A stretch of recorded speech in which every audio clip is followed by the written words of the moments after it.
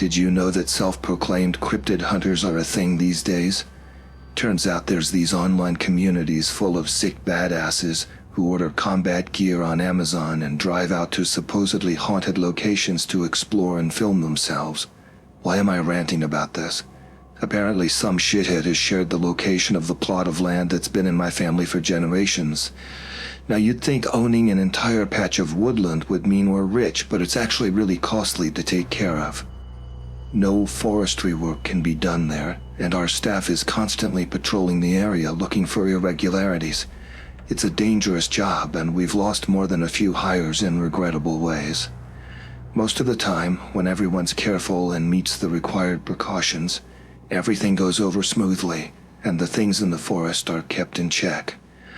I wish we could just fence the perimeter and be done with it, but due to reasons too complicated to explain right now, that's not an option. Plus, it's pretty lonely out here. You'd have to drive off roads for half an hour to get here, so we normally don't have to deal with any unexpected visitors. There's a spot in my woods I frequent, a little clearing surrounded by tall trees and wild rose bushes. I always light a campfire there to sit at and relax. Right now, the ground is frozen over, and we've had a lot of snowfall, but I don't mind the chill. I do so love those pretty icicles hanging from the branches. The clearing is my refuge from everything. I'm not good with people, and day-to-day interactions exhaust me, so being by myself is something akin to an essential need of mine. Yesterday afternoon, I was hanging out in my usual spot, when suddenly a voice called out to me from behind, "You, turn around."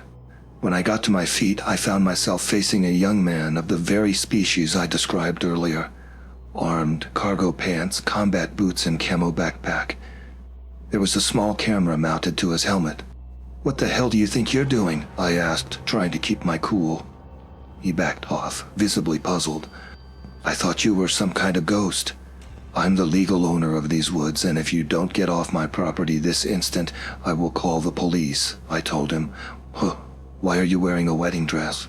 he stuttered. "This is my private property. I could dance around stark naked if I wanted to. How on earth did you find this place?" "The woods? I read about them online. Someone posted about there being creatures here. Cryptids. So you thought you'd go check it out?" I squinted at him. Something wasn't quite right with that guy, aside from him being crazy enough to show up here in the first place. I could sense something looking at him, but I couldn't put my finger on it. Just a hunch, but my gut instinct never misleads me. "Yeah, I'm a cryptid hunter. Or well, I don't hunt them per se. I guess I would. I just haven't been all that successful yet," he admitted with an awkward chuckle. Here, I said flatly. I couldn't shake the weird feeling he was giving me. "You're still trespassing. Say, did anyone stop you on your way in?" "No. Why, is there someone else here?" How the hell had he gotten past the security staff? There had to be a blind spot somewhere which he had accidentally come across.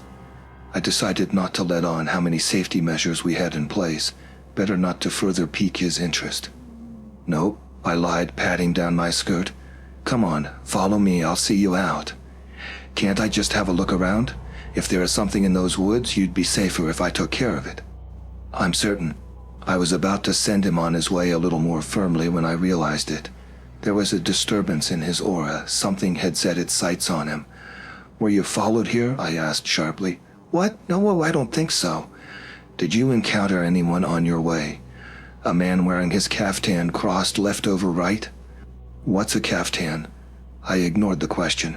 "Did you maybe notice a flock of birds at some point?" "Yeah, sure. I mean, we're in the woods." "There are no birds in my woods anymore," I said sternly. "You're in danger. Something here's been following you." "What? Aren't you a cryptid hunter? Shouldn't you know?" "Well, I haven't had many encounters yet." The man was starting to look panicked. "You're trying to get a rise out of me, aren't you?" His trembling voice told me he didn't actually believe that. "I'm most certainly not. Trust me, I can tell, I can always tell. You've gone and crossed a spirit." "A spirit? So there's actual paranormal activity here and you already knew?"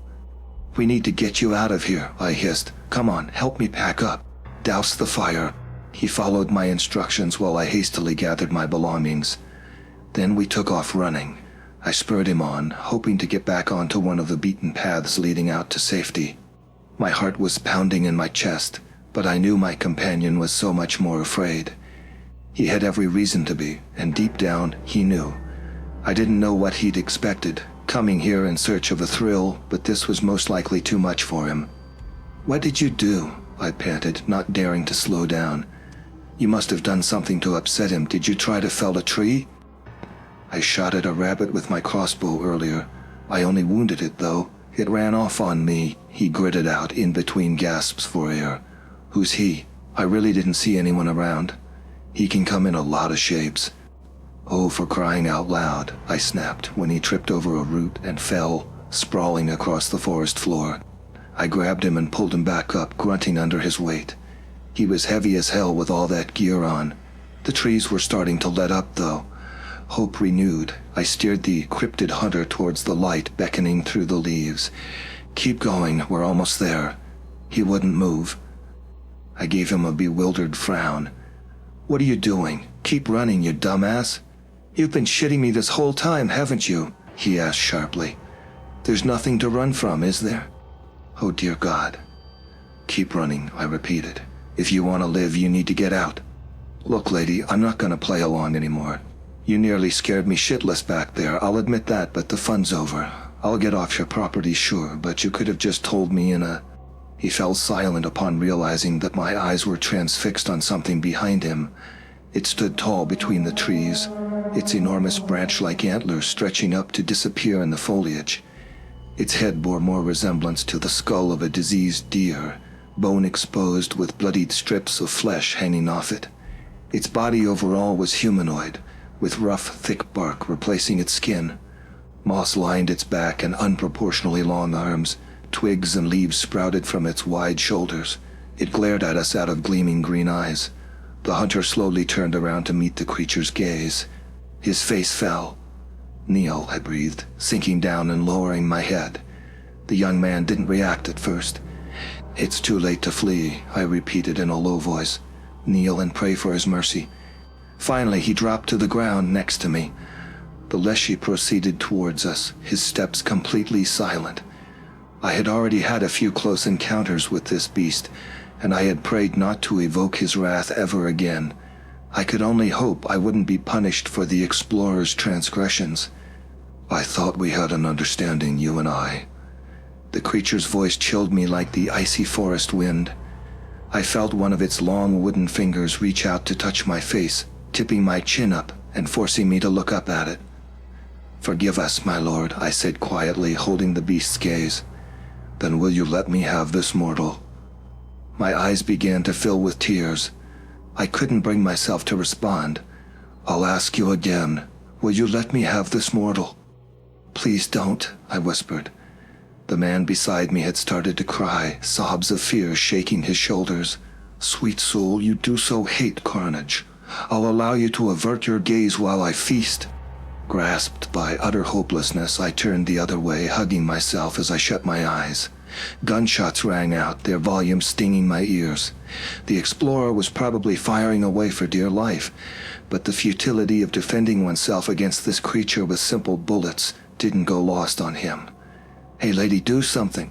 He started tugging on my sleeve, but I brushed off his hand.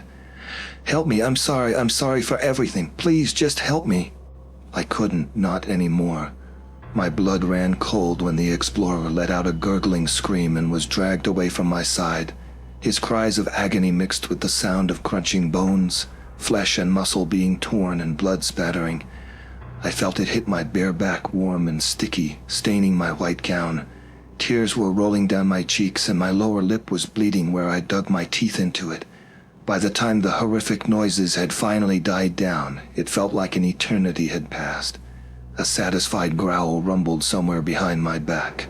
"Be on your way now, darling, and don't bother my animals with your weeping." I left without looking back. At home I turned on the shower to sit and cry beneath it.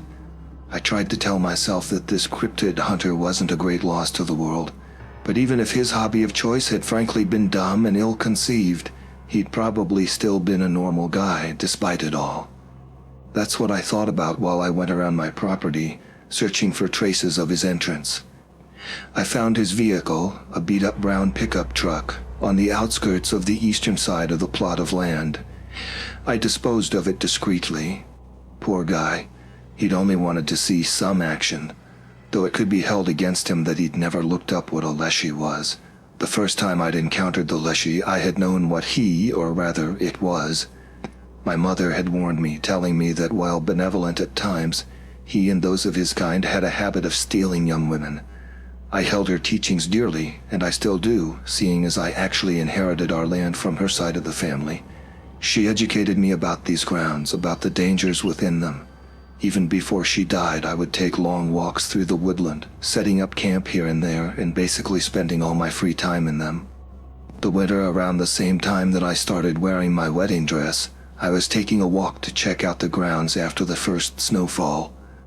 A thin, delicate layer of pristine white covered the treetops and meadows, offering a beautiful sight. All was well until I spotted a figure approaching from beyond the tree line. I stopped in my tracks.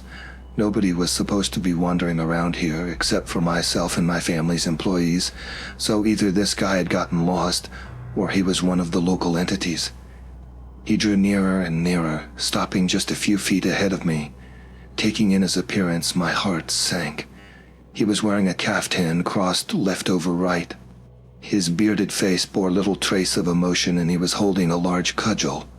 When he spoke, it was in a deep, snarling voice with a Slavic accent. "I've seen you in my woods before. You're the heiress, aren't you?" "Yes, sir," I pressed out, swallowing the lump in my throat. "Then you must know who I am." "Yes, sir." "What am I to call you, heiress?" I hesitated. "I won't steal your name if you tell me," he said, as though he'd read my thoughts. "I'm Fiona," I said breathlessly. "You're very pretty." He tilted his head at me. "I could love you if your eyes weren't so lifeless." He paused before shouldering the cudgel and walking onwards. "Send your mother my regards," he said over his shoulder as he passed me. Throughout our time as owners of the woods, the leshy has lured quite a few of our security staff members into traps. He'd lead them astray, they'd get lost in the woods, and we'd find them drowned in the lake sometime later. He did bring back my father's dog when it ran off that one time, though. Most of the time he's neither hostile nor benevolent, but he is territorial. He likes to remind us of who's in charge. And of course he'd have my head if I dared to disrespect him by putting a fence in his forest. He's not the only thing that might kill you when you enter our plot of land. And there's worse deaths than being eaten alive, believe it or not. You may have guessed it already, but this is a warning. Apparently my property is being frequented by explorers or cryptid hunters. The guy that got eaten obviously couldn't have been the only one. Someone made us public. We're already implementing more security. This post serves two main purposes. First off, if you happen to be the person who first discovered these woods and shared their location online, please take it down. You're doing more harm than good. I don't know how you managed to make it out of here alive and unseen by me and my staff, but you got lucky. For your own sake, don't come back here. Secondly, and this is for all the others, if you've heard of my or any other haunted woods for that matter, don't go exploring. It's not worth it. Since you're so curious to see what's in here, I'll tell you online at a safe distance. I've been scouring the internet, Reddit, 4chan, what have you. I've seen and read things I will never recover from, and I still haven't found the moron who doxed my haunted woods. It gets worse. 2 members of our security staff have since reported attempted entries. The would-be trespassers were guided off the property in both instances, but who knows how many might have slipped through the cracks. Please stop, people, just stop. You're killing me. I'm tired, frustrated, exhausted, and I keep losing hair. I'm willing to bet a few corpses are going to show up in the springtime. All that snow and ice, once melted, are sure to reveal some gruesome sights. I've informed the personnel and told them to be on particularly high alert. We'll also be looking for new hires in the near future, once we're of means again. Right now, we're hemorrhaging money due to another ill-conceived business scheme my younger brother cooked up. Nothing worth explaining in any further detail, really. This is such a bad time for all of this, too. We're in more than enough trouble around Yuletide each year either way. Starting December 12th, one by one, the Yule lads have been arriving in town. They love harassing our estate in particular, always have. Thankfully, they'll all be gone again pretty soon. If you don't know about the Yule lads, lucky you. They're basically a bunch of pesky old bearded tricksters getting up to mischief around Christmas time. They each have their own thing going on. For example, there's the spoon licker, an eerie-looking, malnourished fellow who steals used spoons to lick food remnants off. Then you've got the door slammer, who runs around the house at night making a lot of noise to keep people from falling asleep. It was all good fun when we were little. My brothers and I would set up tripwires for the sheepcoat Claude, a Yule lad with stiff pegged legs who likes to harass sheep. We'd stay up all night hiding in the pen, waiting for him to show up. We'd all laugh at him when he'd walk into our trap and fall. He'd turn red with anger and march off, grumbling and grouching and shaking his fist at us. We'd also jam the doors using rolled-up socks, stuffing them into that crack along the hinges. This meant that whenever the door slammer would try and do his thing, the door would give in just a little at first before whipping backwards, giving him a scare. So the Yule lads never gave us much of a fright. It was their mother we were more worried about. I only ever saw her twice, and that was more than enough for me. I wish we'd never had to find out about her at all. Since y'all are so interested in my forest and the hauntings, I'm going to make good on my promise from last time and feed you the story accordingly. A bit of background, I grew up as the oldest of 7 kids in total. Yup, 7. If you've ever wondered what life is like with 3 little brothers and sisters, it's, well, something. The boys and I got along famously for the most part, although we got into our fair share of fistfights. I never spent much time around the other girls. I don't know why. They just never struck the right chord with me. My brothers, however, adored me, and they always jumped at the chance to get up to some dumb shit together. There was Jeremy, the second-born, Casimir, and the youngest of the boys, Marion. We weren't particularly bad kids, just a little rebellious, except for Marion. Despite being the baby of the family, or perhaps because of it, he tended to take things a little too far. He'd light poop on fire, hide dead mice in our parents' shoes like a cat, and trash the living room. I don't know why he did it, not because we made him. The pranks we pulled as a group never targeted our parents, and we always kept any damage to the house minimal. We loved him, yes, but he could hardly be called a well-behaved child. He was more like one of the Yule lads himself. So one night, I must have been around 12, we were allowed to stay up a little later than usual to watch TV. They were screening some popular kids' movies at the time, so the 7 of us were all lying on the floor, each wrapped up in a warm blanket, while Mom and Dad sat huddled on the couch behind us. It was so comfortable, sprawling on the soft bearskin rug with the snow falling right outside our window. Everything was perfect until the doorbell rang. I instantly jumped to my feet. Being the oldest, I always tried very hard to show the most initiative, leadership qualities and stuff. Before Mom could stop me, I skipped over to the door and opened it, as far as the chain holding it in place allowed. I was about to greet the newcomer and ask what business they had in our neck of the woods at this time of night, but my voice caught in my throat.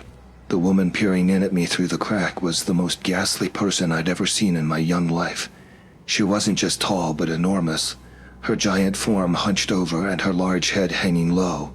Her gray matted hair hung down from a tattered, mangy-looking scalp, and her nose was long and knobbly. Her pores were huge as lunar craters, her pale skin rough as sandpaper. When she spoke, her cracked lips parted to reveal rotten teeth. "You look delicious." A foul odor accompanied her words, and I shrunk back both at the smell and her eerily raspy voice. I stood frozen in fear, my legs refusing to move until I was suddenly pulled back into the safety of our warm living room. My mother moved to stand in front of me, protectively blocking her path. With the door still being secured, I reckoned there wasn't a big threat of her coming in anyways, but I had felt so exposed and vulnerable under her gaze, like a lamb moments before slaughter. "Dear madam," the giantess spoke again, this time addressing my mother. "I am so awfully hungry tonight. Please feed me. I need to eat." She reached through the doorway with a bony hand, Her long, dirty fingernails almost looked like talons. "Would you spare a morsel for me?" "Get lost," my mother spat back at her. Her voice was venomous, lethal, and the most comforting sound I could imagine in that moment. "Don't ever come near this house again if you know what's good for you." "Don't send me off, please, most merciful lady. Just a morsel, a little morsel. That's all I'm asking for. You have more than enough." "If you don't leave, I'll beat you till you're raw, you disgusting parasite." My siblings had started listening in at some point. Dad seemed to be trying to direct their attention back onto the TV, but there was no chance of that happening. "Eat shit and die," Marion shouted, giggling like he'd just told a joke. Lord knows where he got that language from at his young age. Mom turned to shush him, and the giantess shot him a quick look. There was a glint in her eyes. "Go away," Mom repeated with a little more emphasis. "You're not welcome here." With that, she shut the door in the woman's face. "Mom, who was that?" I asked, still a bit shaken up. "Her name's Gryla," she answered, nervously fumbling with her sleeve. "And she's no one you need to be worried about." I didn't sleep well that night. I dreamt of Gryla hiding in my closet. Having awoken with a start, I got up to fetch a glass of milk, the standard procedure for when I was restless. As I padded past the master bedroom, I could hear my parents talk in hushed, aggravated tones. What were they doing up? Intrigued, I lingered, pressing my ear up to the wooden door. "Why didn't you just give her something from the kitchen?" Dad asked. "You know it's not really food she's after." "If we humor her, that only makes it worse," my mother hissed. "She'll think she's welcome here and keep coming back. Don't you remember last year?" "Hey, I get it. I just wish the kids hadn't been around. It really creeped me out, the way she just, looked at them." "It should," Mom replied testily. "You think I was fine with it? Does that change anything, that she saw them?" "I don't think so." Mom sounded uncertain. "At least I don't know that it does. Not being too reassuring there, honey. Should I lie and tell you she doesn't freak me out? I've been afraid of her since forever. My parents used stories about her to scare me into behaving back when I was little. Scarred me for life." A chill ran down my spine and I drew away from the door. Sneaking down the corridor back towards my own bedroom, I was acutely aware of every little sound I made. The slapping of my naked feet on the carpeted floor and the beating of my heart both seemed to be amplified to an unnatural volume. I wanted nothing more than to find myself in the presumed safety of my sheets again, hiding under my blanket until daybreak. That's when I heard something. A tiny, muffled little grunt coming from Marion's room at the very end of the hallway. I stopped in my tracks, not daring to move a muscle. What was that sound? Had I misheard? Pulse thrumming in my ears, I stood and listened, still as a statue. There it was again. A dull thud, followed by a stifled whimper. I had to go and check it out. I figured my little brother was simply having nightmares like I did earlier, but somehow I still didn't want to. Every single one of my limbs seemed to be opposed to the idea of going any further. Forcing my legs to move, I proceeded down the suddenly much longer-seeming corridor until I reached Marion's room. I gently rapped on the door. No response. Everything had fallen silent inside. "Marion," I whispered. Still nothing. I slowly nudged the door open, nimbly slipping through the crack, only to come to a staggering halt the second I laid eyes on what was inside. There, in the middle of the room, stood this awful, terrifying woman. Her back bent to allow her to fit in under the ceiling at all. She glowered down at me from above. When she opened her mouth to speak, blood dripped from her long, lolling tongue, and she stopped to lick her lips, smearing it all over her cheeks. "What's wrong, dear? I only took a morsel." With that, she raised her hand, and before I could even fully process what I was seeing, I was already screaming. Her long, gnarled fingers were holding up my little brother's severed head by the hair. His lifeless, glassy eyes were staring right through me, his mouth contorted in a silent cry of fear. Cackling, Gryla dropped the head onto the floor and ducked to worm her way through the open window.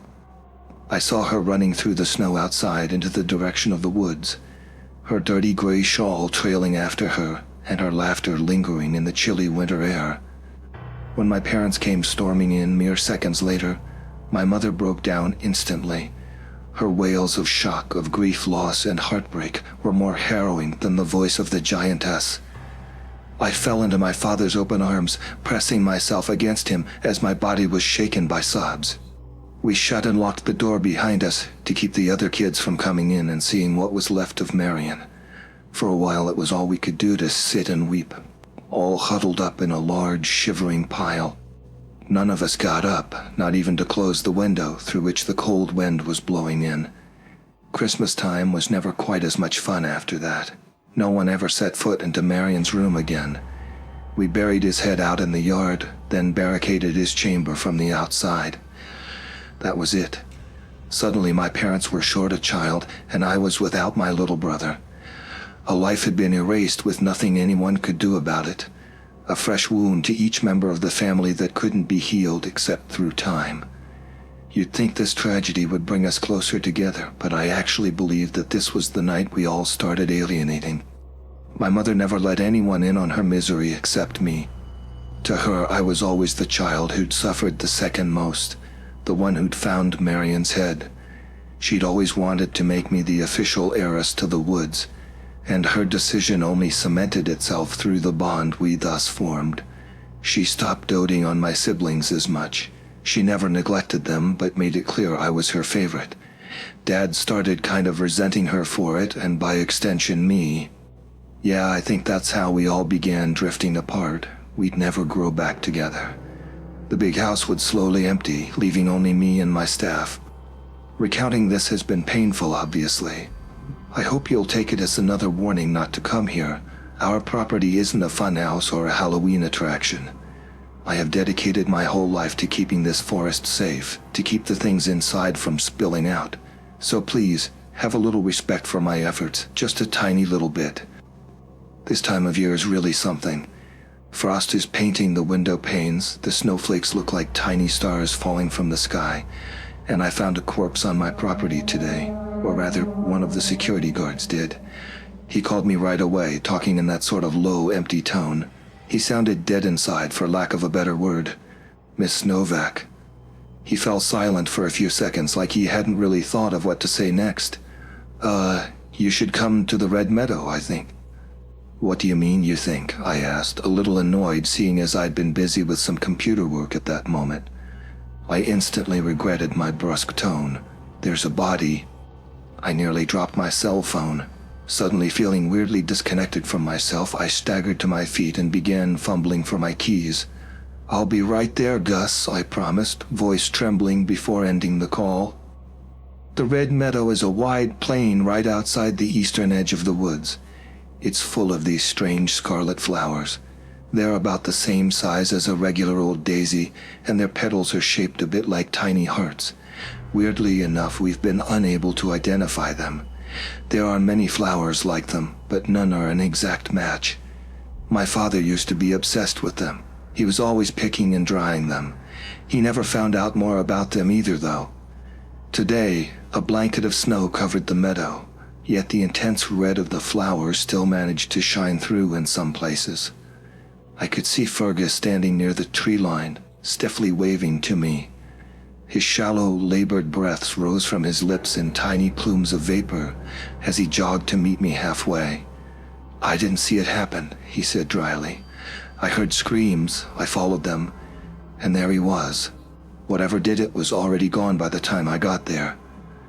He led me over to the body, a man in his 30s dressed in much the same functional clothes as the first Cryptid Hunter who'd found his way onto my property not too long ago. My head was reeling. How did these guys keep getting in? I think he died of fright, Gus remarked. When I found him, he was lying on his stomach with one of his arms underneath him. Why'd you roll him over? Checking for injuries. Found nothing. Not even a trace of blood. Look at his face, though. I sighed. I'd admittedly avoided doing so up to that point. I knelt down next to the dead man, gathering my large, far too voluminous skirt at my sides. I raised my eyes to meet the corpse's empty gaze. Shaking my head, I tried to chase the flashing memories of my little brother's severed head from my mind. All those who die in fear seem to share this same look. Their horror remains imprinted on their contorted grimace, preserved for those unfortunate enough to happen upon their bodies. Fergus was probably right. The way he'd found this man suggested he'd been on his way out of the woods, presumably running from something. Another thrill-seeker who'd had too much of a good thing. It was even sadder to see him here beyond the tree line. He'd nearly made it out alive. Then the adrenaline must have overtaxed his heart, and he'd fallen over, clutching his chest. I wondered if he'd realized what was happening. Maybe not. Maybe he'd been so terrified by whatever was chasing him that he hadn't even seen it coming. Either way, in his last moments, there had only been him, this fearsome unknown entity, and his exerted, failing body. What a shitty way to go. Are you okay, Gus? Do you want to go home? You need me here, don't you? I do, but I don't want you to go around like nothing happened when you've just found a body, I argued. I'll be okay. It's not the first time we've had a death here. I gave him a concerned frown. He didn't sound all that convincing. He obviously didn't want me to fuss, so I didn't. But it felt crappy leaving him on that note. I told him to follow his normal route, hoping the rest of the day would go smoothly for him.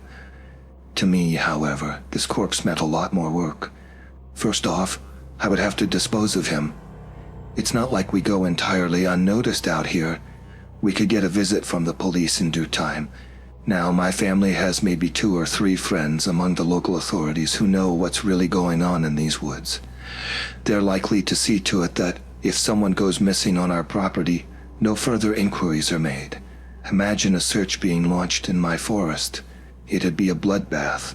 Even so, best not to risk anything. The corpse still needed to disappear. The easiest way to do that was to dump it in the lake. In case I haven't mentioned it before, the lake is located about a 20-minute walk from the Red Meadow in a lighter, less densely wooded area. It's twin lakes, actually, connected by a fierce old stream. I had the bigger one in mind, though. Drop something in there and it'll be gone in a flash. Fall in yourself and... oh well. It hasn't frozen over yet this year, so I decided to go for it right away. I don't have a vehicle fit to transport a corpse through the woods, but I do have Jeanette. Jeanette is a mule. I got one of my workers who was hanging out at my family's house at the moment to bring her right over. We loaded her up and I got on my way. The woods were quiet as per usual. Walking alone normally agrees with me, but hauling a corpse and a stubborn mule really put a damper on the mood. I tried to focus on the glittering snow beneath my boots and the many shiny icicles that made the forest resemble a stalactite cave. Anything but the dead body bobbing up and down on the back of the animal beside me. We were getting on slower than I'd hoped. The wintry air was beginning to sting my bare shoulders. Seeing as I normally didn't mind it at all, that was saying something. Jeanette was being a drama queen. She always knows when I really need her help, and it's then that she's the most uncooperative. With the sun going down in the afternoon this time of year, darkness was already beginning to settle over the treetops. The water surface was still and undisturbed, covered partially by thin plates of ice. I surveyed the lake with bated breath. As peaceful as it looked, I knew how volatile a state this tranquility posed come nightfall. "Grandfather," I called out into the darkness, trying to keep my voice down. Now, the creature I was hoping to rouse obviously isn't my actual grandfather. It's just a nickname he, the Vodianoi, goes by. I needed to talk to him to ask permission before laying the ill-fated explorer to rest in his waters. The lake stayed eerily quiet. "Grandfather," I repeated, a little louder this time. I hated having to raise my voice. The woods prefer silence. To my frustration, I received no response. The water remained an unblinking black mirror without so much as a single bubble rising to the surface. It didn't look as though Grandfather Vodianoi was going to show up, which meant that I was being faced with a difficult decision. I really didn't want to stick around for anything that might have overheard me shouting to drop in. I would have to dump the cadaver without consulting the big boss. Against my better judgment, I dragged the body off my mule and rolled it towards the edge of the lake. Giving it one last powerful shove, it fell off the small ridge and disappeared with a satisfying plop. I imagined it rapidly sinking to the bottom, and a weight fell off my shoulders. I lingered for merely a minute, wallowing in my melancholy and wondering if the Vadyanoi would be mad at me when he woke up to find I'd used his haunting grounds as garbage disposal. That question would not go unanswered for long. Just as I turned to leave, I heard a frantic, enormous splashing sound. Whirling around, I let out a yelp of surprise when I saw the creature rise from the murky depths. He was twice my size, an old, green-skinned man with a nightmarishly contorted face that resembled that of a catfish more than a human's. I staggered backwards as he started dragging himself up onto the dry land on his big paunch, his morbid fleshy masses wrinkling and wriggling grotesquely. Algae hung in his long, tangled white hair, and scales covered the lower part of his body, which thinned into a fishtail. I cursed myself for not waiting for him earlier. Perhaps he'd heard me lingering just beneath the surface, expecting me to make a transgression he could justly punish me for. I could feel I was about to pay dearly for my impatience. "Grandfather, I'm sorry," I instantly cried out. "I was nervous. I had to be quick, so I—" He didn't answer, only letting out a gurgling laugh as he wrapped one of his webbed paws around my ankle, throwing me off balance. I landed on my ass in the dirt, blindly thrashing and kicking at his face, but before I knew it, he'd tugged me into a forceful embrace. Pressed up against his slick, saggy chest, I gagged at the foul odor he emitted. The slimy muck coating his skin rubbed off onto my face, arms, and dress, instilling such a deep sense of disgust within me that I couldn't help but heave. Now soiled with my own vomit, I was pulled into the icy water. I was too shocked, physically as well as mentally, to fathom a single clear thought. All I could do was screech like a banshee. The Vadyanoi let go of me, giving me a meaningful look before shoving me further out onto the lake.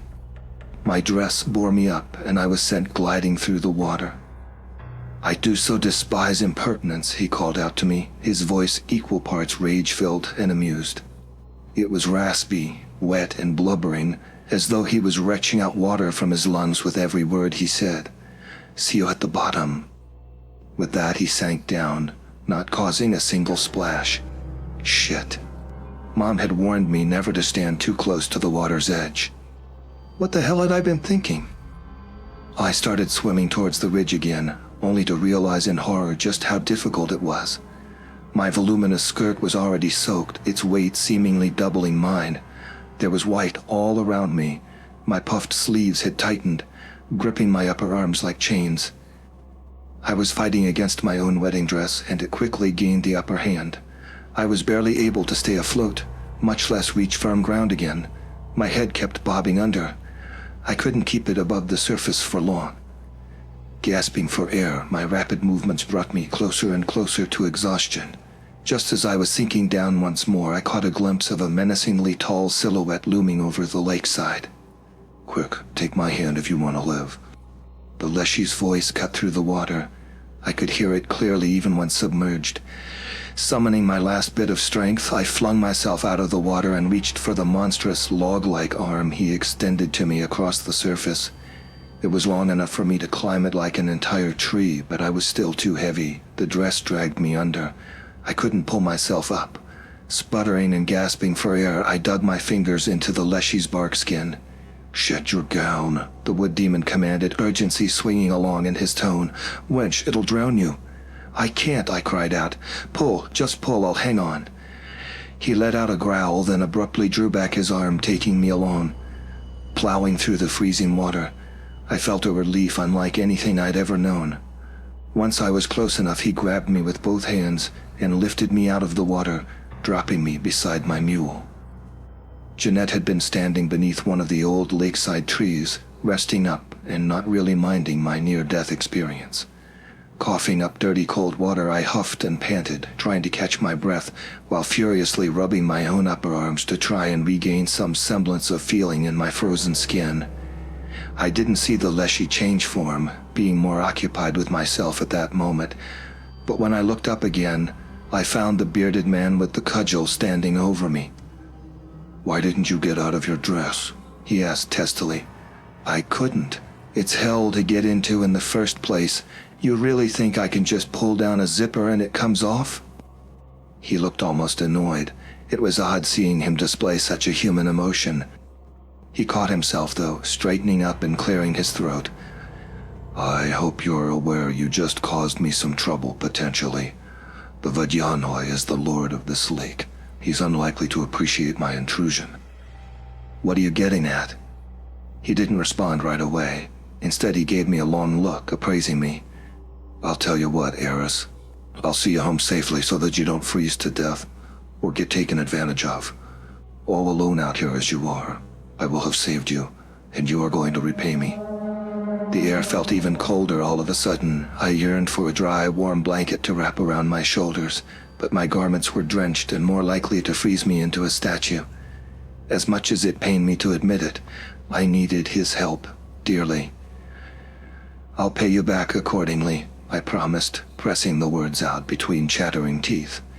But I'd be willing to bet you already have something in mind, right? Of course I do, and you will follow. I sighed. Yes, sir, I will. Well, I'm having a shit time. I caught a massive cold and my back hurts like hell. None of this would have happened if y'all weren't so goddamn stupid, you know? Of course, my pride has also been majorly wounded by having to crouch and crawl before someone like the Wood Demon. I had to give him a promise, but I'm gonna keep that to myself for just a little while longer. Anyways, my brother Casimir is staying over. He's probably the one family member I have the most contact with. The others have scattered across the country, and aside from the money they send me to help with the upkeep of the safety measures around the forest, there's not much communication going on. Hell, I don't even know what they do for a living for the most part. Casimir's a real estate agent, so I know he's definitely a crook. And I hear one of my sisters married rich and now owns a gambling hall in Vegas. Good for her, I guess. There's definitely some family resemblance between Casimir and me, but he's way leaner and taller, and he's got a hawk nose. He looks a lot like some humanoid bird of prey altogether, but in a good way. He's a very handsome guy, which has led a bunch of unfortunate women to fall for him. He's got these pale green eyes that have already sent countless girls over the moon. That he's also a total asshole with unresolved mommy issues was something they had to find out the hard way. Lord knows how many times I've gotten calls and texts from weeping girls who'd looked me up to get an answer as to why he'd disappeared. On top of that, he's got a bit of a gambling issue. Since I live and entertain the woods off of the money my siblings send me, that's been my problem occasionally as well. He provides me with a substantial amount on a regular basis, but sometimes he'll come around and need it back because he's made some debts again. Sometimes he comes up with other little side businesses, and then he'll spend money on that, but it's never worked out thus far. Bit of a waste, for sure. He's still my favorite brother, though. I like him for the person he is around me, not for how he acts when he's away. And the thing is, he'd do anything for me. One of my employees answered the door for him this morning while I watched from my window. After ringing the doorbell, Casimir raked a hand through his slicked-back blonde hair and readjusted his grip on the bouquet he was holding. Black Callus, my favorites. Shortly after, I welcomed him into my room. After our mom had died and Dad had moved to Cali, I'd taken over the master bedroom as it was more spacious. I'd thrown out every last piece of furniture and put up completely new wallpapers. In fact, I have long since renovated all the rooms in the house. A lot of them serve as break rooms for the employees nowadays, some with beds or cots, so they can nap. I still can't believe what you've done with the place, he remarked. I keep expecting Mom and Dad's old room when I come here. Feels weird. It was way too expensive, I admitted, plopping down in my armchair. I kinda regret it. I should have left everything as it was, would have saved me a fortune, but I felt like I needed to do this at the time. How long are you staying for? Depends on how long that is gonna last, Casimir replied, waving his hand in front of me to indicate my altogether state. You look like shit. Thanks, I said dryly. But, why are you here? A friend of mine sent me this. He whipped out his phone and proceeded to show me several screenshots. I groaned, instantly feeling a headache coming on upon taking them in. They were of an online article. I won't drop any publisher names, but think BuzzFeed and the like. Someone had written about my woods in the vein of a dark tourism recommendation. Location, description, and everything. Now, before you get all panicky, this friend is actually one of the editors of that site, and he also has a share in it. When the author submitted it to him, he recognized it. I'm real glad I told him about where I'm from that one time. Who knew it'd pay off? Anyways, it was easy enough for him to let it disappear on my behalf. He helped me bribe the author never to write anything like it again, so not to worry. That's not the end of it, of course. I looked us up, and it turns out we're an insider tip with the horror nerds, so I figured I'd best go and visit my big sister. My big sister'll know what's what. Or not. Maybe my big sister needs to catch a break. He leaned back in his seat, smiling as he patted down his shirt. "Oh man, you have no idea," I muttered. "It's been hell over here." So I told him everything, and now he's made himself at home in the guest bedroom for what's probably going to be a couple weeks. He'd had enough foresight to take time off work to help me out. I expect he'll be able to find more hires in no time, charming as he is. We're going to revise the guards' routes tonight and try to locate the blind spot where all these tourists keep coming in through. Aside from that, it's really just such a pleasure having someone around who I'm close with. I know I've said in the past that I'm a bit of an introvert, and I am, but it's different with Cass. His presence has always been a comfort to me, but earlier when I was helping him unpack his suitcase, there was a moment when I seriously doubted his intelligence. He'd brought our old figure skates, both pairs. Holding mine up by the laces, I gave him a long, reproachful look. "Are you for real? I thought Mom threw them out." He shrugged. "I saved them." "Why? And don't tell me you want to have a go at it around the Twin Lakes again." "Why not?" Casimir replied, meeting my gaze with wide, innocent eyes. "You know exactly why. 'Cause you went for a dip yesterday? Once the surface is frozen, the old man's gonna be asleep, all peaceful down there. He won't even know. We don't even have to go to his area." "No, because of the other thing." Cass frowned. "Oh, I'm sorry, I forgot. The whole dress debacle. I didn't think you were still hung up over JSEC." "What? That's not what I meant. You almost freaking died out there," I snapped. My brother threw his head back, palming his forehead. "Right. Yeah, of course, but I'm over that." I didn't know what to say. "I had to punch a girl's intestines for you," I gritted out. "Bear with me, it'll make sense later." "Yeah, and that's why I love you so much." I guess I'd best share the story behind this one. As you might have guessed from our conversation, Cass and I used to go ice skating on the Twin Lakes when we were younger, which, by the way, was before I started wearing my wedding dress. We knew it was kind of dangerous, and not only because the ice could break beneath us, but we didn't care. He'd had a growth spurt at 14, and already discovered early on that girls feel nice from the inside. He'd often ask my advice in matters of courtship, and weirdly enough, that had brought us closer together. We discovered we both liked ice skating, and we practiced it regularly with each other in the hopes of preparing ourselves to impress future wintertime dates. For years we only went to actual ice rinks when our hobby came into season, but when I was 19 and he was 16, I suggested we use the lakes instead. We told Mom and Dad that it was because we wouldn't have to pay for tickets there, and because it was basically right outside our door, but that was a lie. Casimir knew the real reason I wanted to skate in the woods. I'll share that soon too, but this isn't about me, so let's just say there was someone living there whom I sort of wanted to put on a show for. Our experience had always been thoroughly enjoyable and untainted. We were always careful not to be too loud or disruptive to the forest. We had that much sense even then. Nobody ever bothered us either. That one day in late January would change things, though. The smaller of the lakes, the one we preferred, was a rigid frozen dance floor. Our blades had scraped the ice there countless times. We were talking quietly on our walk, strapping on our skates once we reached the spot and instantly busting out the big guns.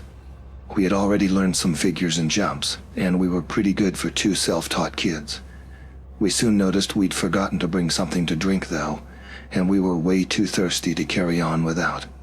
Not wanting to cut our session short, I told Cass I'd run back home and fetch us something. He said he'd be fine waiting for me. Being fast on my feet, I managed to sprint to the house and return within a half hour.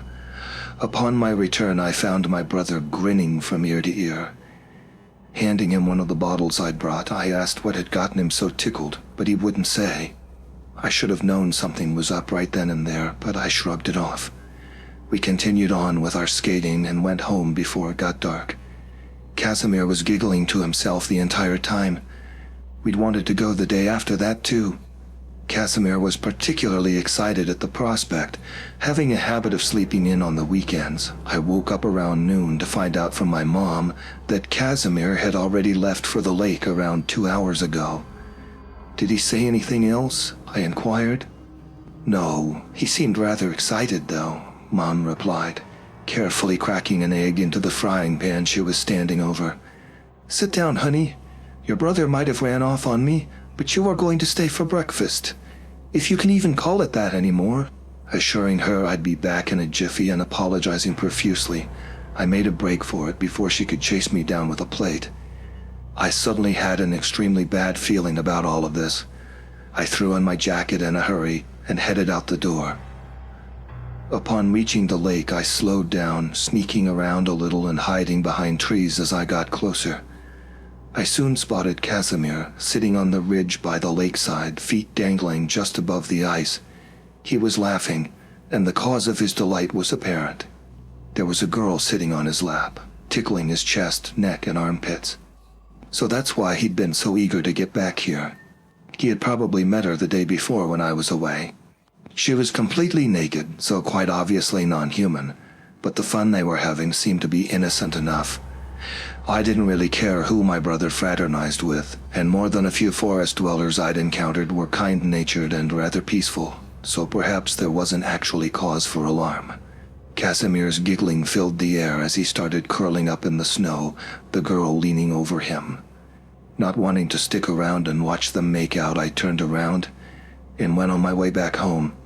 That's when I realized that Casimir was laughing just a little too hard by then. It sounded a bit like he couldn't breathe. Frowning, I cast another glance at the pair. The girl was now holding him down, physically restraining him, and he was actually struggling. Something was off. Biting back my embarrassment, I emerged from the tree line, starting towards them across the ice. Neither of them noticed me at first. I was about to shout out to them when I noticed something that made me stop in my tracks. The girl had her back turned to me, and while the whole of it had previously been covered by her long hair, this veil was now lifted when she leaned further down to bury her face against Casimir's shirt. Her hair shifted, revealing that her back was, for lack of a better term, lacking skin. My stomach twisted at the mere sight. Her spine lay bare, as did the ribs and red mass around them. I was pretty sure I could see her organs, pulsing, dripping red and pink flesh, the white shine of bone. I felt as though the ice was about to break beneath me like I was falling. That girl looked like she was half corpse, cut open with surgical precision to reveal her insides, an actual freaking mavka. Casimir was gasping for air at this point. His ragged cries tore me from my rigidity, and I stomped over to the two of them, incoherently screaming at the top of my lungs. I grabbed the girl by the shoulders, tossing her off of my brother and throwing myself on top of her. Her face pressed into the snow, she could only sputter and whine. Pulse thrumming in my ears, I summoned all my courage as I forcefully shoved my fingers into the spaces between her ribs. I dug my nails in mercilessly, trying to somehow get a grip on the bone. "I'll rip it out," I screeched, ignoring the vomit rising in my throat. "If you ever hurt him again, I'll rip it the hell out." The Mavka let out a scream of fear and agony, pushing me off in a panicked frenzy. Rolling onto my back, I could see her taking off into the woods, naked feet slapping the frozen ground. Casimir helped me to my feet, a haunted look in his eyes. As soon as I was standing, he hugged me so tightly he nearly cut off my airflow. I took him home, and we didn't speak of the incident ever again. I never encountered the Mavka after that. I guess I scared her off. There's still the Rusalki, who dwell in hiding by the lakeside, though. Just another reason to be careful. I would venture back there regularly. Not to meet the predatory, man-hating water ladies, of course. Sure, my brother was a horny idiot in his own way, but let's just say so was I. Back to the present, I suppose. Casimir and I are currently taking a break from trying to solve the surveillance issue. We haven't come to any fully formed conclusions yet, but he's actually planted an uncomfortable idea in my mind. If the guard's roots have been working all this time and it's only now that things are going wrong, then there's a possibility that all these internet strangers are getting tipped off and let in. And if that's true, then it has to be one of my employees doing it. I think that when I said that I loved my brother, I kind of forgot how obnoxious he really is. He's a goddamn grown-up with a job, a house, and about a dozen illegitimate kids to pay child support for. But when he's with me, he acts like he's a little boy again. And I don't mean that in a good way. After starting the day by pissing his name in the snow outside the front door, he served me scrambled eggs spiced with pepper and sugar, left a spoonful of marmalade in one of my boots, and kept banging on the bathroom wall from the other side while I was trying to take a dump. But at least we're making some progress on the whole trespassing thing. It's impossible to round up all of the workers, seeing as those who are currently on site have to constantly rotate around their assigned parts of the forest. Keeping them from doing their job would be utterly counterproductive, so we decided to stop by each of them on their rounds. This would mean a lot of walking for the two of us, but we were up for it. It's gotten even colder overnight. Aren't you going to take a jacket? You know I can't, I replied gloomily, tugging on one of my white, fur-trimmed gloves. The only other thing protecting me from the chill was the little fluffy cape attached to the particular wedding dress I was wearing that day. No point in complaining. Even after all this time, my brother gave me a deprecating laugh. Man, Jacek really dealt you a bad hand, didn't he? I don't want to talk about Jacek, I said curtly, my voice flat and monotone. Let's just get going. Casimir merely shook his head, but at least he kept his mouth shut as we got on our way. Marching through the snow together, I almost felt like we were kids again. Like I'd just have to turn around and Jem and Marion would be right behind us. I've missed this, Casimir suddenly remarked, a wistful earnestness in his voice. I almost started at his tone. This wasn't what I was used to from him. Me too, I admitted hesitantly. I've tried to find other things to make up for it, but nothing ever quite compares, he went on, staring down at his boots. There was nothing else I could say. For 10 minutes or so, all we could hear was the sound of snow crunching beneath the soles of our shoes. Finally, we came across Fergus patrolling the edge of the forest adjacent to the Red Meadow. He was sipping hot cocoa from his thermos and greeted us with a slightly drowsy smile. When I asked him how he'd been, he said he'd had trouble sleeping, but insisted he was okay. Now I trust him. Gus has been working for us for ages. He wouldn't rat us out, but perhaps he knew something. Why would anybody make our location public? He thought aloud upon being presented with the question. Money, Casimir suggested readily. I reckon one of your co-workers is taking bribes. That's sort of depressing to think about. I mean, the guys and I hang out all the time. Well, I'm going to keep an eye out, but that's about all I can tell you at the moment. We quickly said our goodbyes and went on our way to catch the next guard, Jose, another senior member on our staff.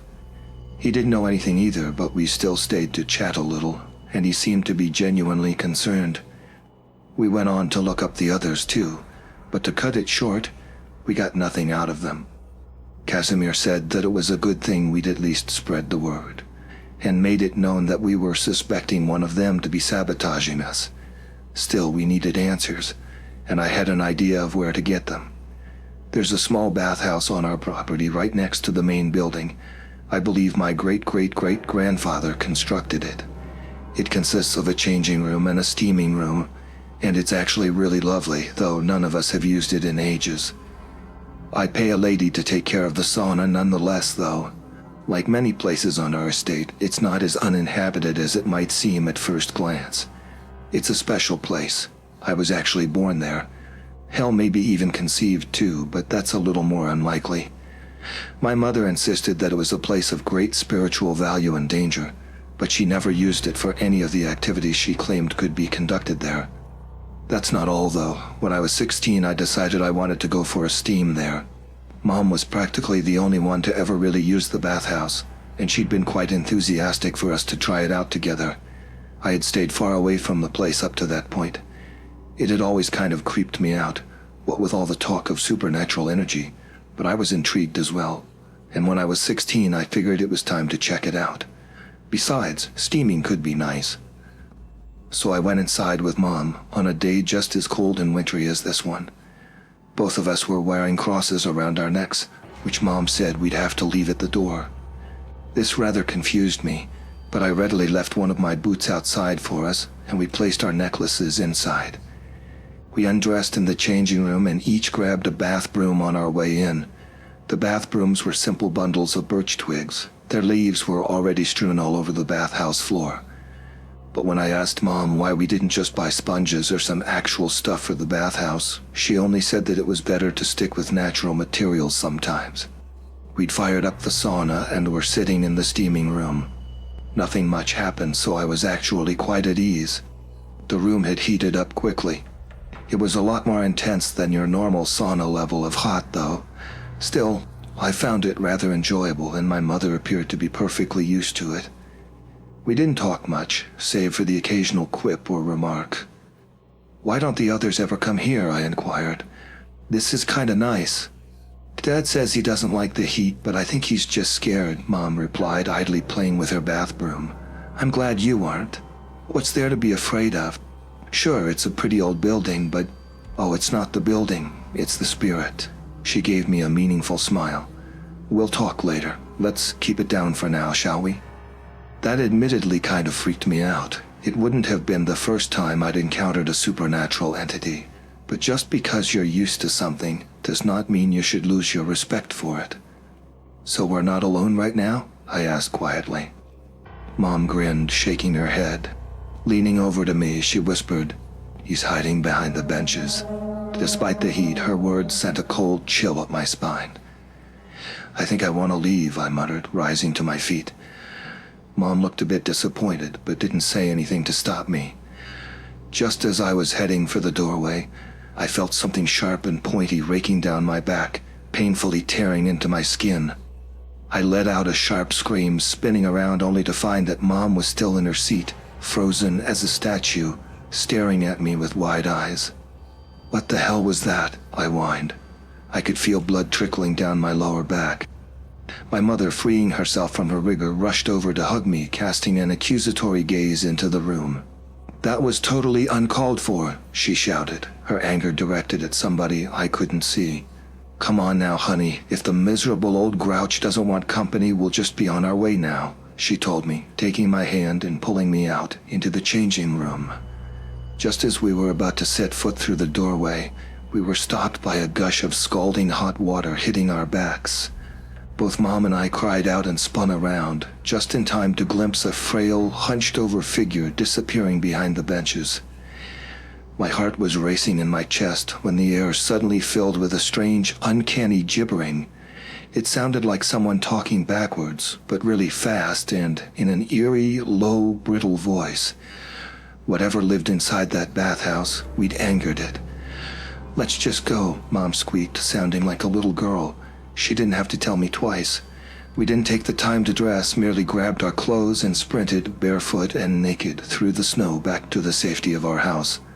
My father, who had been watching us through the window, was laughing his ass off at us. "Care to explain?" I gasped, hopping around on the living room carpet as I was trying to put on my pants with shaking, frozen fingers. My mother huffed, finally sticking her head through the opening of the sweatshirt she'd been fighting with. "That was the Bannock. He moved into the bathhouse after my great-great-grandfather built it. Guess he was having a bad day, though the scratching is something he's done before. Grandpa always said if you take a steam around Christmas time and the Bannock scratches you, it means the new year is going to be a bad one.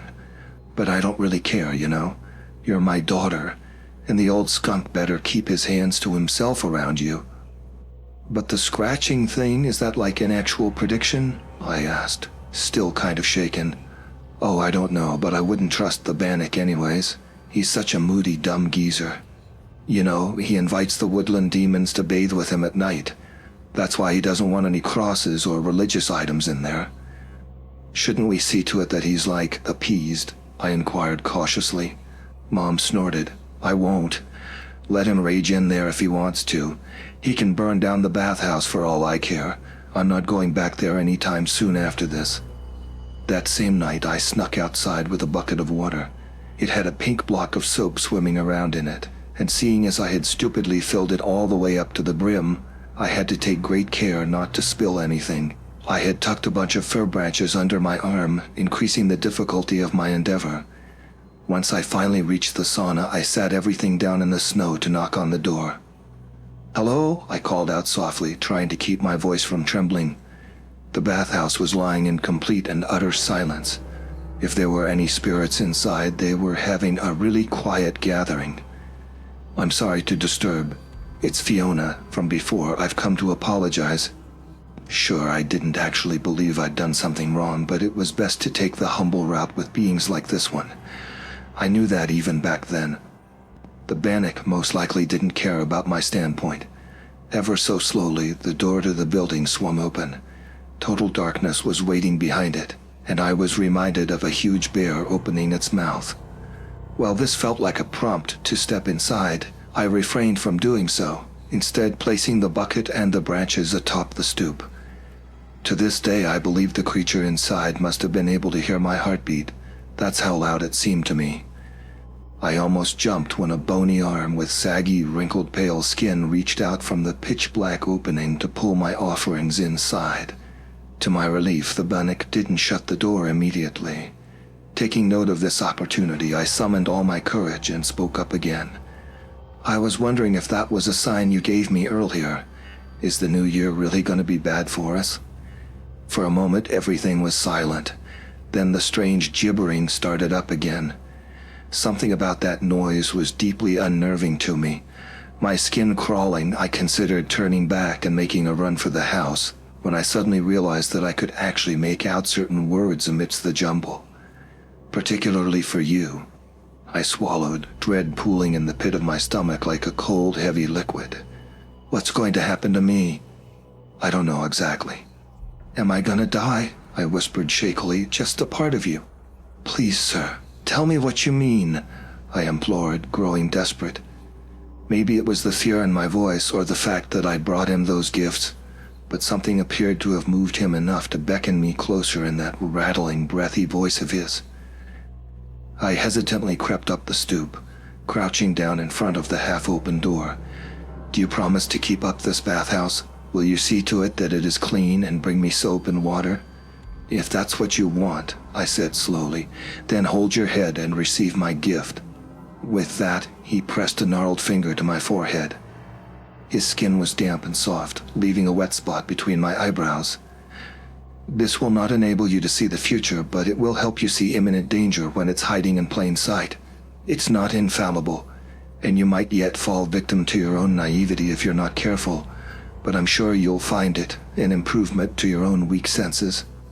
His arm withdrew, the door swung shut, and I was left alone in the nightly darkness, the only sound remaining being the whistling winter wind. Over time, something akin to a business relationship has developed from this odd encounter. The Bannock appreciates the effort I put into the bathhouse, despite hardly using it myself. At night, I can often hear voices from inside, carried over to the main building by the breeze. The Bannock's gift is the reason I could tell there was a disturbance in the aura of that one Cryptid Hunter I met. Of course, it's merely a heightened instinct, and not at all reliable, but it's something. When I started wearing my wedding dress, he gave me another blessing, namely my heightened tolerance of uncomfortable temperatures. Cass knows there's a bunch of entities I'm on relatively good terms with, so he wasn't too surprised when I said we should go and consult the creepy old guy who lives in our sauna. Not that he's looking forward to it either. I guess we'll just have to see how it goes. I think the mood I'm in today can be described as strained optimism. My brother has somehow managed to get some locals from the town over interested in coming by for a job interview, so there's a chance we're going to have some more hires soon. We went to talk to the Bannock last night. Cass was super nervous, but when the spirit proved to be supportive, he was pleasantly surprised. This time the little old humanoid was even outgoing enough to show himself. He's quite the droll sight. What with his wide mouth and the long beard that he stumbles over every time he gets up. After introducing my little brother, we sat down together, the Bannock crossing his skinny legs on one of the benches. I cleared my throat, speaking up in what I hoped to be a steady and open tone. I'll be frank. We're here because there's something we need your help with, so before we ask for it, is there anything we can do for you? The old man grinned and shook his head. When he spoke, Cass and I had to concentrate to make out the words. You have been keeping me perfectly content in these four walls, my dear. That's good to hear. Now I've been faced with a bit of a problem lately. I know all about the issue already. A mutual friend of ours told me everything about it when he came to bathe last night. You don't mean the wood demon? Oh yes.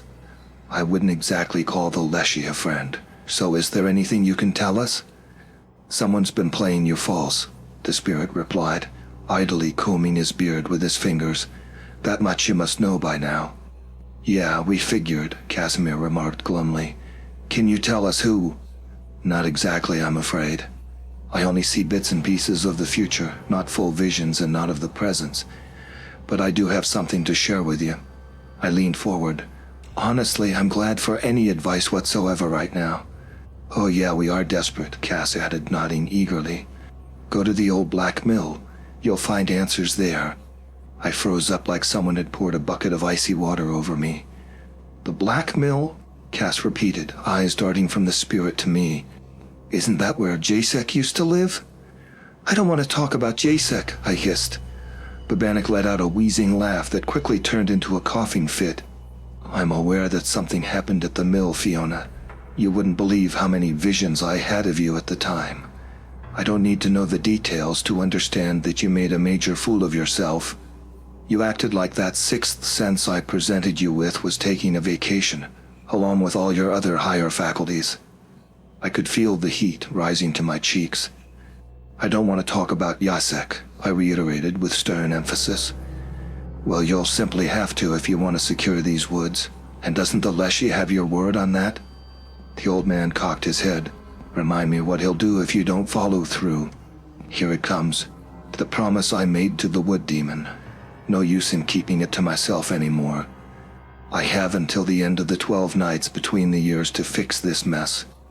If after that another unauthorized trespasser makes their way into the forest somehow, the Leshy... My voice trailed off as I lifted my head to meet the spirit's gaze. He'll have me. I guess he'll drag me to hell or wherever his leafy ass is from, and I'd have to be his servant for all eternity. Or he'll eat me like he did the other guy. I felt weirdly disconnected from these possible outcomes when I listed them to my brother. Why the hell would you tell him he could do that? Casimir sounded incredulous. He saved my life. He'd have gobbled me up on the spot if I had denied him. I know you're worried, wench, but let me assure you, the Leshy does not want you to fail, and he'd take no pleasure in punishing you, the Bannock chimed in. I don't know about that, I muttered. Take my word for it, I can't tell you why, but he needs you to succeed. We said our goodbyes on that note, concluding that we would head for the Black Mill the next morning. The Black Mill used to be a relatively safe place back when Jasek was living there. Now that it's abandoned, though, there's bound to be some unpleasant creatures squatting inside. I normally go into the woods unarmed. Weapons are an unnecessary provocation. But today I'd decided that both Cass and I would be taking handguns and cleansing salt. We were walking side by side in silence, any attempts on my end to strike up a conversation remaining unsuccessful. When I finally asked him why he was giving me the cold shoulder, he merely grumbled something about me digging my own grave by submitting myself to the wood demon. What was I supposed to do? I demanded. Hey, I'll be fine, I'll fix this, the Leshy will be happy, and everything is going to be just perfect. I patted him on the shoulder a little too hard, and we continued on our way, sloshing through the snow. The Twin Lakes looked so peaceful, they had frozen over completely sometime during the last few days, a thick layer of ice having congealed them to shining, stiff mirrors. I could have mentioned the gristmill already when I recounted Cass's encounter with the Mavka, but I really didn't want to think about that place. The old mill is a decrepit ruin by the side of the smaller Twin Lake. Technically, it has never truly worked, not by natural means. There was no stream around that flowed strongly or quickly enough to turn the water wheel. When Jasek had been living here, the mill had nevertheless been in constant use. When we laid eyes on it today, It rather made the impression of a structure built to rot, a place that had never seen life before and never would. Its black walls and roof were riddled with holes, and blades were missing from the water wheel, which was hovering a few feet above the frozen surface of the lake. Man, this place is giving me the creeps. It's changed a lot, hasn't it? Did you ever hear from Jacek again after, you know the thing? No, and I don't want to talk about Jacek. You keep saying that, my brother grunted. So you messed up, what's the big deal? I'm not you, I didn't make a habit of it, I shot back, and Cass threw me an irritated glance. Before he could respond, however, a howl sliced through the winter air, disrupting the relative silence. We both stopped in our tracks. It had undoubtedly come from the old grist mill. Oh dear God, Casimir muttered, instinctively reaching for my hand. I allowed him to grasp it, drawing myself up and puffing my chest out, summoning my courage. Suddenly it was as though we were kids again, two solitary figures, soft and vulnerable, before the ominous structure looming above us. Casimir and I slowly proceeded towards the building. Despite its state, the black paint on the walls was clinging to them as strongly as ever. Rounding the corner, we found that most of the windows had been smashed in. Even more unsettling were the scratch marks around the frames. They couldn't have possibly been made by an animal. Judging from how high up they were, the creature must have stood at easily the same height as my brother. I had to let go of Casimir's hand for a second to wipe off the sweat lacing my palm. We slowly made our way over to the front door, finding it barred. Guess the window will do, I mumbled. Can't we figure out what's been howling in there before we go inside? And how do we do that? I retorted, walking up the closest window and starting to pluck away the glass shards that were protruding from the frame like teeth. I was nearly done when another one of those hair-raising wails rang out from the inside. Casimir jumped, and I admittedly almost suffered a heart attack myself, but I hid my unease every bit the big sister. I slowly maneuvered my body and dress through the relatively small opening before gesturing to Casimir that it was safe to follow. Not much was left of what had once been Jacek's furniture. The charred remains of an armchair and a table told a story of smoke and fire. Big, dark spots on the walls indicated the places where the flames had been licking at them. What happened here? Casimir whispered. Jacek was angry when he went away. He probably went pyro on his things, I explained. The building itself can't be destroyed entirely. That's probably the only reason it's still standing. Is that something he'd do? Absolutely. Come on, there's got to be more. We started poking around the rubble, moving about as quietly as possible, knowing very well that we were not alone. We kept nervously glancing over at the broken-down staircase in the corner that led up to the second floor. Half of it was caved in, presumably because of the fire, so we wouldn't be able to access the upper story of the mill. Occasionally, we'd hear the floorboards creaking above us, the sound of someone or something pacing to and fro. Each little noise sent a surge of fear through our bodies, but we kept our mouths shut, masterfully managing to stifle gasps and startled screams. It was Cass who found the travel camera. He picked it out of a dusty pile of burnt something or other in the corner. It was broken for sure, contorted and covered in scratches and alarmingly deep teeth marks. It had nearly been bitten in half. Something must have torn it off wherever it had been mounted. Most likely the same creature that had taken up residence on the upper floor. Shit, I whispered, giving my brother an approving nod. That's gotta be it. You sure? It's like super banged up. I don't think we can get any footage from it. We don't have to, I said breathily. What, do you think I put up trail cams around the woods? Hell no. Whoever did this has got to be the snitch, and this is probably not even the only cam. We'll show this to the employees. Look for other cams. We can really do something with this. Okay. An enthusiastic smile of pride began to spread on my brother's face. Okay, cool. What now? I frowned, pointing at the staircase. Let's bail. I didn't have to tell him twice. Casimir headed straight for the window, squeezing through and beckoning for me to join him on the other side. Of course, my retreat was, as per usual, a little slower than his. Struggling with my skirt, I tried to duck through the opening when my stupid freaking cape got caught inside. Groaning, I leaned back to discover that it had somehow gotten snagged up on a rusty old nail sticking out of the wall. I started tugging on it, but that didn't work with the glove on, so I had to pull it off first. "Hurry," Cass hissed.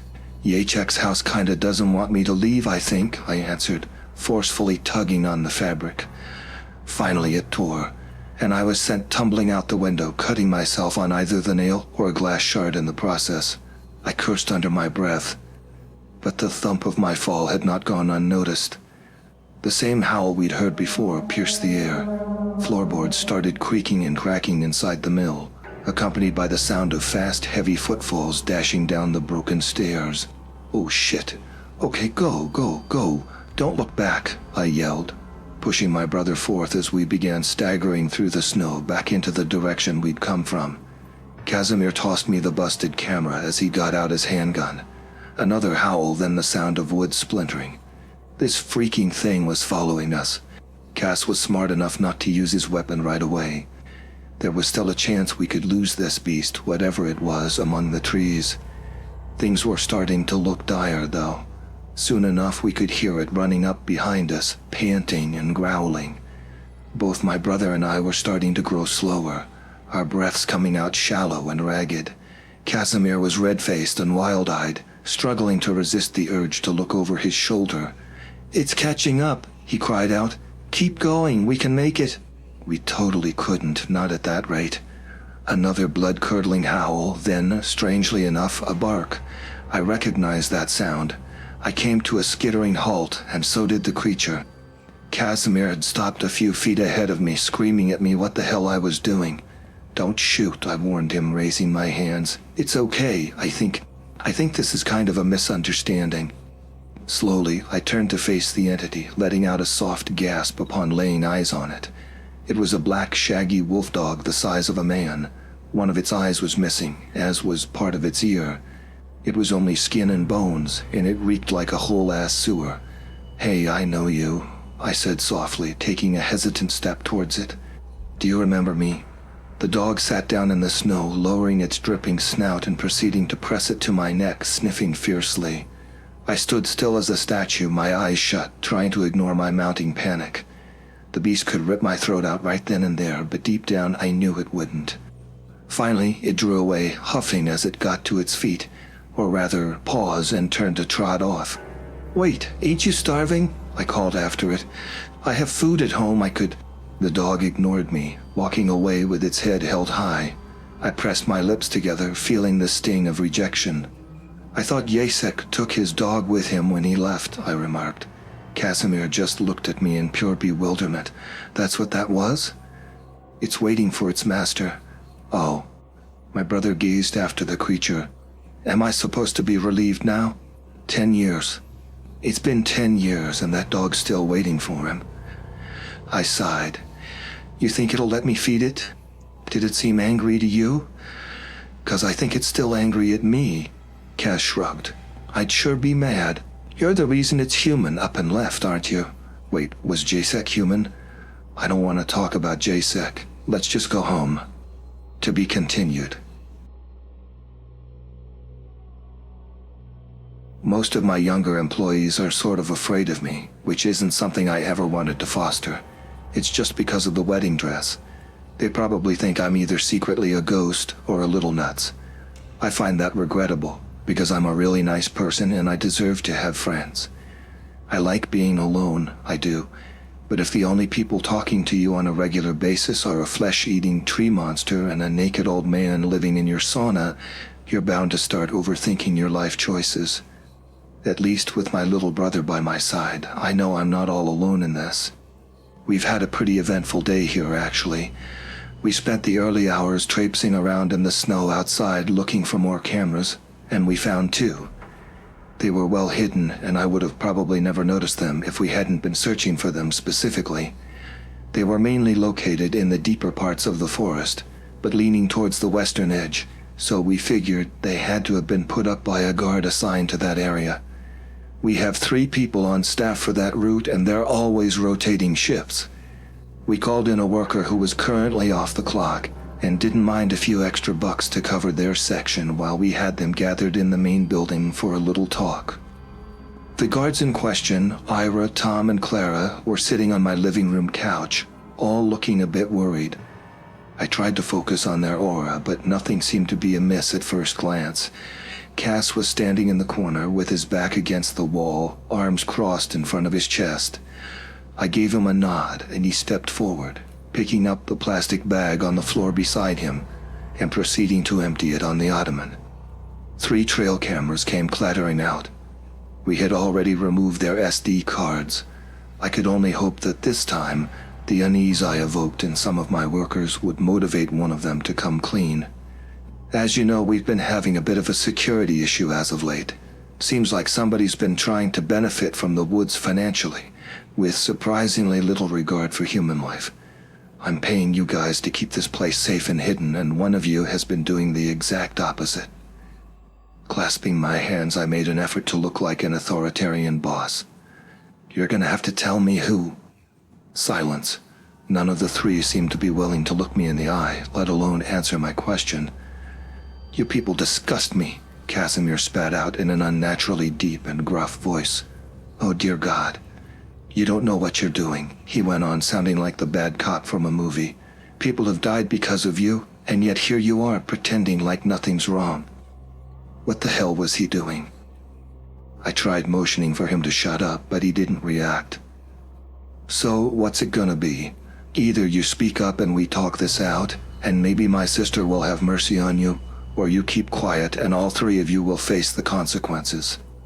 Hell, he was making it sound like a death threat. People are dead. Lives have been lost because of you. You're scum, you hear me? I took a quick step forward, covering my brother's mouth and pulling him aside. The 3 guards turned to look after us in confusion as I dragged him into the adjacent room. What are you doing? I hissed. 2 of those guys likely don't even know what we're talking about. I was hoping they'd keep working here after this whole thing is over, and I'm not keen on a lawsuit. I just wanted to help, Cass replied innocently. Less of that, please. I returned into the living room by myself. Safe to say my 3 suspects didn't feel all too cooperative after this, and I basically just apologized and told them to go back to whatever they'd been doing. Now, we were going to try and see if we could get answers from the cameras somehow, but after I found that note on my dresser this afternoon, I'm not sure I should proceed with my investigation anymore. It was there when I got up from my impromptu nap. If you don't leave this be, I'm going to kill the white rabbit. The dread I felt upon reading these words was near paralyzing. For a moment, all I could do was stand there, mouth agape, clutching the piece of paper with trembling fingers. Cass? My throat had gone bone dry, but I managed to grit out my brother's name. He was there in a heartbeat, and only had to take one look at the note to tell what was wrong. He instantly pulled me into a hug, pressing my cheek against his chest. No one's gonna kill the rabbit, he said softly. We'll fix this. We'll figure out who's been playing us, and then we'll get it back. Think of it this way. It's a great opportunity. You haven't been this close to finding the rabbit in ages. He had a point. Part of me had already given up on it altogether. Now you're probably kind of confused. Nobody except myself and those close to me could ever possibly understand why this message terrified me so. Bear with me, I'll try to explain. First, a couple things about the human soul. The soul is, contrary to popular belief, separated from our consciousness. At night, when we sleep, it sometimes leaves our body to roam free and wander around, most often in the shape of an animal or an insect. The animal your soul presents as doesn't have anything to do with you as a person. It more so symbolizes a hidden or suppressed desire you might have buried somewhere in the back of your mind. Normally, the soul returns before you wake up. Trouble arises when it doesn't. Your soul doesn't define you. You can live without it, but it is a part of you. When it's gone, you can tell. It leaves a hole somewhere inside you, and let me assure you that you're going to miss it like a phantom limb. It's not like you're unfeeling and emotionless without it, but it will all seem a lot duller and tamer than before. You'll often find yourself feeling weirdly disconnected from your surroundings, your own body even, for the soul often acts as a bridge between your consciousness and your physical form. You'll still be able to feel grief and happiness, but it will never be the same as it was when your soul was still inside you. It will all feel indescribably surreal and just off. Something's always going to be missing, even outwardly. Your eyes will look rather lifeless to others. Now, there can be a lot of reasons your soul isn't coming back to you. Maybe it got lost on one of its journeys. Maybe it's just tired of your shit. Or maybe something happened to it. When I was 16, going on 17, we acquired an unwanted house guest. Mom could tell it was a haunting from the very first time we heard the thumping down in the basement at night. She was sitting on my bed with me. We had been immersed in a game of cards just a moment ago. "Did you hear that?" I asked her. "Yeah," she said quietly, her eyes darting around the room as she drew closer to me. "The doors are locked, right? You think someone's broken in?" "No way, not broken in." We listened closely, only to hear a dull clatter that sounded like items being knocked off a shelf. The noise was followed by a rhythmic banging, like somebody was bashing the end of a broomstick against the basement ceiling. Dad dropped in shortly after, asking if we had any idea what that ruckus was. My mother merely grinned. "Why, I guess it's some kind of ghost, no?" Giving me a short nod and pointing at the cards in my hand, she added, "Your turn, baby." "Ania, I'm not taking this shit. I want to sleep." "Go downstairs and deal with it," Dad told her sternly. No." Mom shook her head. "What? First off, don't speak to me like that in front of my daughter. If this bothers you, take care of it yourself, you coward," Mom replied nonchalantly, raising a haughty brow at him. She had become great at getting under his skin over the last couple of years. Dad made a face like a fish gasping for air. Without saying another word, he turned on his heel. We heard him slam the door to the master bedroom seconds later. Now he's pissed. Well, Mom smiled sweetly. "Where were we?" "Mom, are you for real? There's a ghost downstairs. I'm scared now." I couldn't believe I had to explain this to her. "But there's no need for that. Like you said, it's downstairs, not here." "Well, what if it comes upstairs?" "We'll worry about that when it happens." I lay wide awake that night. You'd think with everything I'd already seen up to that point, I would have lost some of my apprehensions. But I find that when it comes to the supernatural, it's only healthy to stay cautious. I still get the shivers even now when something goes bump in the night, and I wouldn't have it any other way. The noises in the basement didn't cease, and each one made me twitch and shudder. Somehow this was much worse than the door slamming Yule lad. It felt distinctly more disconcerting. The following day at the breakfast table, I was so puffed up and sleep-deprived that I couldn't swallow a single bite. I begged and pleaded with my mother to somehow take care of the problem, but all she had to offer were pointless words of reassurance. "That's the thing about poltergeists, honey. If you take them seriously, you're giving them what they want. Just don't let it get to you," she told me. The following night was even worse, though.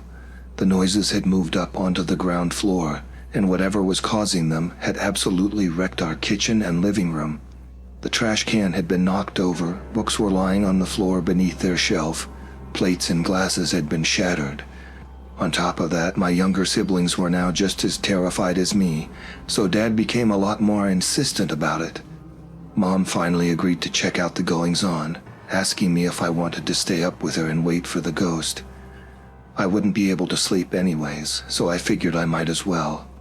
We prepared cleansing salt and sage, which we would utilize to purify the room once the spirit would appear. My mother insisted that she was the one who'd deploy these defenses as I was too inexperienced. She squeezed herself into one of the kitchen cupboards. Short and slim as she was, she actually fit in entirely. I hid under the sofa, legs stretched out and belly pressed to the ground. We waited for what felt like an eternity, a giddy kind of excitement keeping us both awake.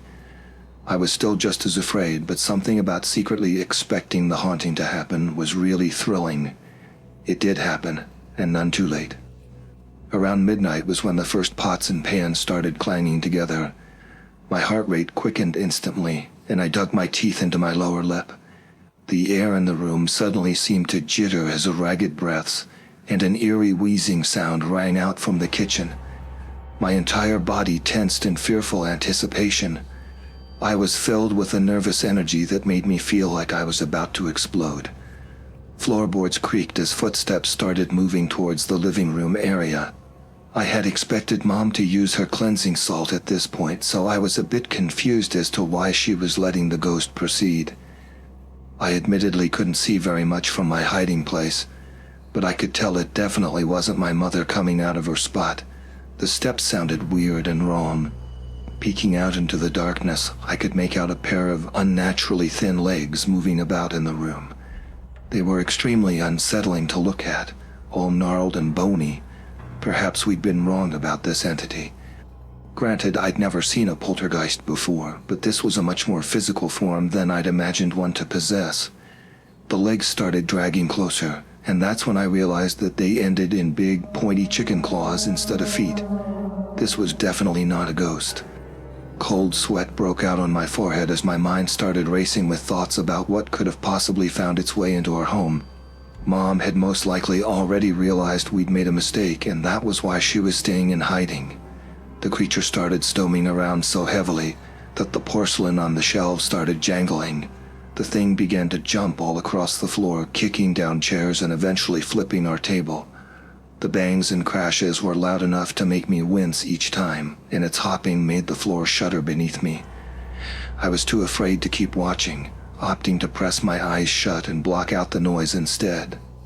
I really shouldn't have done that, for I didn't realize in time that the creature had moved behind my sofa. Before I knew it, I felt long fingers gripping my ankles. I let out a sharp cry of fear as I was dragged across the floor, out from under the sofa and flung into the air. I landed painfully on my back, whimpering as I struggled to push myself back up, only to find myself facing a grotesque-looking entity. It was a hunchbacked, haggard old woman with a large chicken beak smack in the middle of her ghastly face. I cried out, but she was upon me within the blink of an eye, grabbing me by the collar and forcefully pulling me to my feet. Suddenly I heard a sharp scream of fury. My mother had come tumbling out of the cupboard and was now charging at the creature from the side, trying to pry her away from me. "Get your hands off my daughter, you dirty old crone!" she yelled, reaching right up to the monster's eyes as if to gouge them out. The creature let go of me and staggered backwards. My mother rushed right to my side, wrapping both arms around me as she glared daggers at this bizarre-looking thing. For a few seconds all was silent. "Get out of my house, Kiki Mora," Mom said in a steely, low voice. The old woman let out something akin to a giggle, a high-pitched, uncanny sound that sent chills down my spine. Then she disappeared, simply vanishing into thin air. My mother's chest was heaving. "This isn't over," she mumbled. It wasn't a threat, it was a statement. "You mean she's not going away?" I asked. "Worse! Everyone wake up!" she shouted, raising her voice as she began stomping up the stairs. "Honey, get me a marker or something." My mother ordered us to draw crosses on the other sides of our pillows, then sent us back to sleep while staying up to guard the upper floor. I came to relieve her from duty an hour later after I'd calmed down and taken a little power nap. "So?" I asked as I helped her up from her seat by the staircase. "That's no poltergeist," Mom explained, rubbing her eyes. "It's a Kiki Mora, the domestic kind. Wants to drive people insane, to chase them out of their houses. When she's in a really bad mood, she'll try to eat their souls." Mom had already explained the whole soul thing to me, so I knew to be frightened. "The crosses on our pillows, will they protect us?" "Yeah, don't worry. So long as you're asleep in bed, you'll be fine." I took her seat and started waiting. There hadn't been any noises since our face-to-face encounter earlier. Maybe the Kiki Mora was hiding somewhere, watching me. The thought alone sent chills down my spine. As the minutes seeped by, I was getting increasingly tired. It wasn't easy fending off sleep. I tried to recall the image of the creepy old chicken woman, and just when I thought my mind was finally occupied enough to stay clear, I heard a sharp scream and my eyes flew open. Wait, had I been dozing this entire time? I didn't have much time to ponder that, though. My little sister Julia was standing in the hallway, a plastic cup lying in a pool of milk at her feet. She was pointing at the window across from us, her mouth agape. My parents came running to check on us, and immediately Julia started to babble. The poor thing was scared out of her mind. There was this white rabbit, a ghost rabbit. It was just hopping along, and then this chicken woman came and she tried to catch it. They were over there and I was right here, but they didn't notice me. A ghost rabbit, my father repeated. Mom had gone very pale. Yeah, Julia went on, but the rabbit jumped out the window just in time, right on through like it was open. My mother slowly began walking over to me. Honey, did you fall asleep? She inquired. I didn't reply, merely stared up at her with wide eyes. Something's different. In the week that followed, we tried to chase away the Kiki Mora by hanging various charms around the house. She stopped bothering us eventually, but the ghost rabbit never returned. My mom kept telling me my soul would one day find its way back to me, but it's been so long since then. I actually started convincing myself that I'm all right, and most days I'm actually unaware of the disconnect. But even so, something is missing, and I've always known it. Back to the present, Cass and I have had a long talk, and we've decided that if there's a chance I could have my soul back, we need to take it. We need help, though, from someone who not only knows their way around the forest, but around souls and all that spiritual stuff. And to my great dismay, I know only one person who fits that scheme, Jasek of the Old Black Mill.